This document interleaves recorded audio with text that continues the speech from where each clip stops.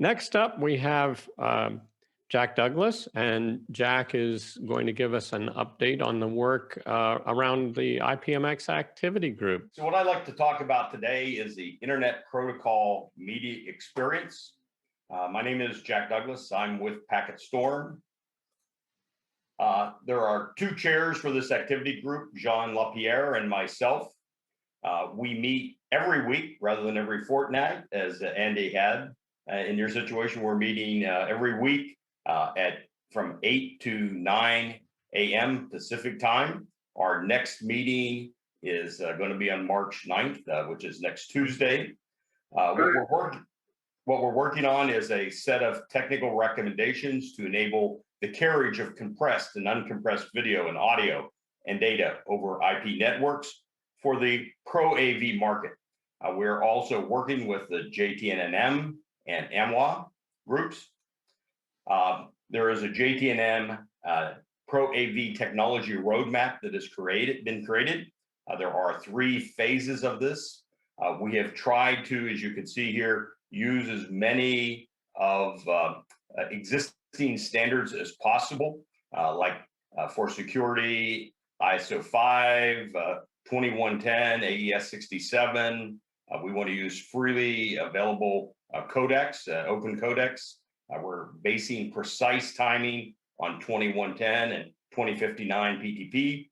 Right now, the area that we're really focused on is what would be called a simplified timing, which is async and relaxed timing. From a control standpoint, ISO 4 and dynamic connections, ISO 5 and ISO 7, along with EDIT and HPD. In the phase 2, again, working on as much as we can with existing kinds of standards. HDCP 2.0, we will be working on some maybe specialized areas in that from the VSF standpoint, and encryption. We're looking at forward error correction and Pro AV audio formats. From a control standpoint, again, we want to be able to follow as many existing standards as possible, but we will be creating some type of Pro AV version of what exists for 2110 as TR 1001. And then the third phase of this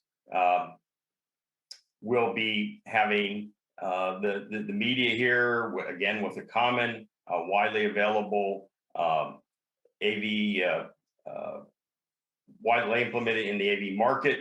WAN error correction, maybe something like RIST or SRT that has been talked about a lot today, closed captioning. And then we're going to have some type of certification and training program associated with this, device control content, and HID.